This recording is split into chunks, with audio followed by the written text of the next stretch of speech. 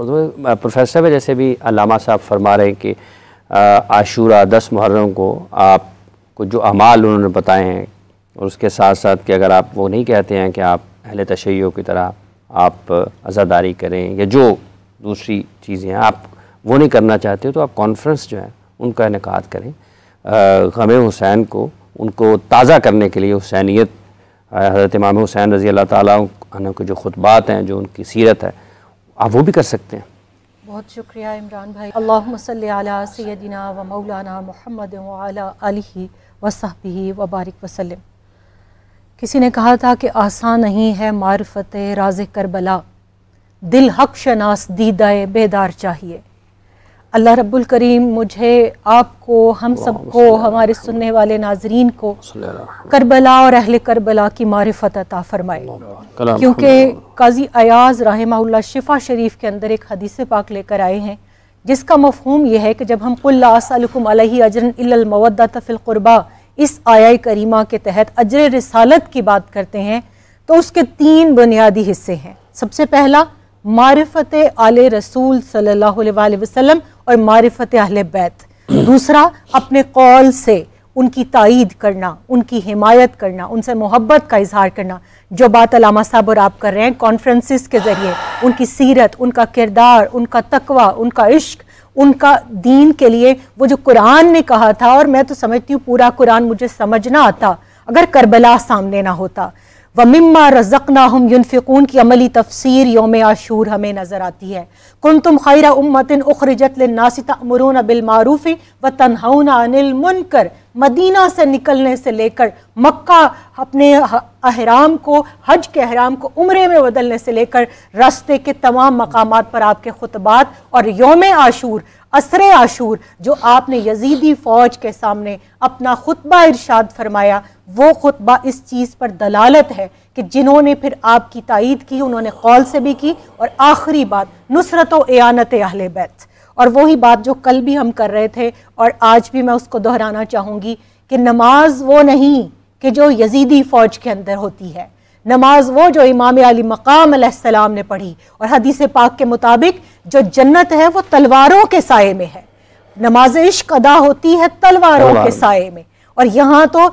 جو ہم بات کر رہے ہیں کہ حسین علیہ السلام وارث انبیاء ہیں، اور یہاں پر وراثت تقسیم وہ والی نہیں ہو رہی کہ جو دنیاوی وراثت ہے، یہاں پر خصائص مصطفیٰ کریم صلی اللہ علیہ وآلہ وسلم جو آپ خیر العالمین ہیں، آپ کے شہزادے جو سبط رسول ہیں، جن کو اپنا بیٹا کہا، سو آیہ مباہلہ کے تحت جن کو میدان میں نکال کے دکھا دیا کہ میرے بیٹے یہ ہیں، جن کو اپنے سینے پر لٹا کر، اپنی گود میں اٹھا کر، اپنے کاندھوں پر سوار کر کے نماز کو طویل کر کے لوگوں کو بتا دیا کہ یہ مجھ سے ہیں اور میں ان سے ہوں، آج وہ ثابت کرنے والے ہیں کہ کیسے نانا جان نے فرمایا تھا کہ میں حسین سے ہوں، تو آج جو آپ کے اصحاب ہیں وہ بھی ثابت کرنے والے ہیں کہ کونوا مع الصادقین کیا ہوتا ہے، سچوں کے ساتھ کھڑے ہونا کیا ہوتا ہے، استقامت اور قربانی کیا ہوتی ہے، اور پھر مرد تو مرد، آج خواتین بھی اپنے صبر اور اپنی عظیمت کو بام عروج تک پہنچانے والی ہیں۔ ایک طرف ظلم اپنی انتہا کو پہنچے گا،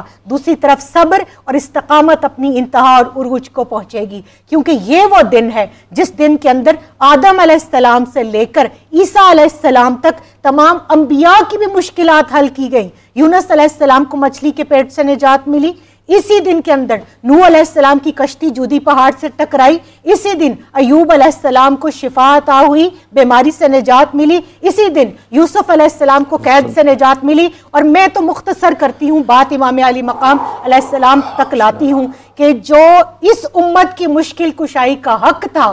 وہ جو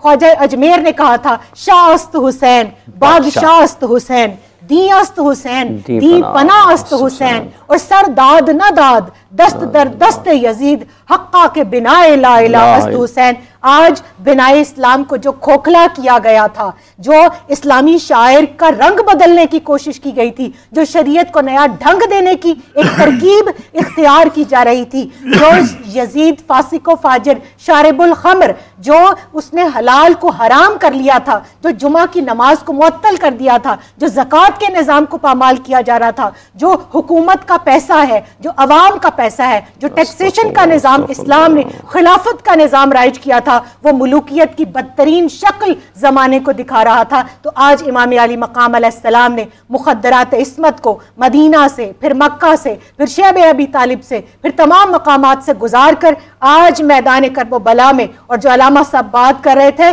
ٹیلہ زینبیہ اس چیز کا گواہ ہے کہ اے امام علی مقام علیہ السلام، آپ نے شب عاشور وصیت فرمائی تھی نا کہ دیکھو میرے بعد جزا فضا نہ کرنا، اس صبر کا مظاہرہ کرنا جو ہماری ماں سیدہ زہرا السلام اللہ علیہ نے نانا جان کی وفات اور وصال کے بعد اس صبر کا مظاہرہ کیا تھا، آج وہ صبر ٹیلہ زینبیہ پر کھڑے ہو کر اس کا مظاہرہ کریں۔ صبر کے مظاہرے کی بھی تلقین ہے مفتی صاحب ساتھ ہی ساتھ، اور جس طرح سے ابھی علامہ صاحب نے بھی بیان فرمایا، ہم گزشتہ دنوں سے حضرت امام حسین رضی اللہ تعالیٰ عنہ کی سیرت سے کیسے حق پر قائم رہنا ہے، اور اس کی انتہا یہی ہے کہ آپ جب اسلام کی بات کرتے ہیں، شاعر اسلامی کی بات کرتے ہیں، اور آپ جب لا الہ الا اللہ محمد الرسول اللہ کے جو احکامات ہیں الحمد سے والناس تک، جب آپ ان کی حفاظت کی بات کرتے ہیں، تو پھر اس میں اگر آپ تنہا ہیں، چند اصحاب ہیں آپ کے ساتھ، یا آپ کے مد مقابل ہزاروں لوگ لڑنے کے لیے معنی رکھتے نہیں ہیں، اور یہ اس کی عملی مظاہرہ ان 10 ایام میں اور بالخصوص 10 محرم میں امام علی مقام حضرت امام حسین رضی اللہ تعالیٰ عنہ اور ان کے رفقاء نے، ان کے اصحاب نے پیش کیا۔ بسم اللہ الرحمن الرحیم، اللہم صلی علی سیدنا مولانا محمد وعلی آلہ واصحابہ وازواج سیدنا مولانا محمد وبارک وسلم صلی علیہ۔ حافظ صاحب، واقعہ کربلا اور 10 محرم ہمیں اس عظیم قربانی، اس عظیم شہادتوں کی داستان، اس عظیم جد و جہد، اس عظیم ولولہ، اس عظیم بلکہ حضرت امام حسین رضی اللہ تعالیٰ عنہ اور آپ کے رفقاء اور آپ کے خاندان اہل بیت کی قربانی، میں سمجھتا ہوں کہ حضرت اسماعیل علیہ السلام کی قربانی کے وقت قرآن نے فرمایا تھا نا کہ فدیناہ بذبح عظیم، کہ وہ ایک بہت بڑا ذبح عظیم تھا، تو وہاں پہ تو ایک بیٹا جو ہے وہ شہید کیا جا رہا، قربان کیا جا رہا تھا اللہ کے نام پہ، یہاں پہ تو خاندان اہل بیت نے قربانیوں کی داستان کو رقم کیا۔ یہاں پہ تو 6 ماہ کے شیرخوار بچے سے لے کے 50 سال کے اور اس سے بڑے بزرگوں نے، ہر عمر کے فرد نے جو ہے وہ اپنی جان 80 سالہ رضا کے لیے، 80 سالہ جی 80 سال کے بزرگ تک ہر عمر کے شخصیت نے اپنی جان، ہر عمر نے اپنا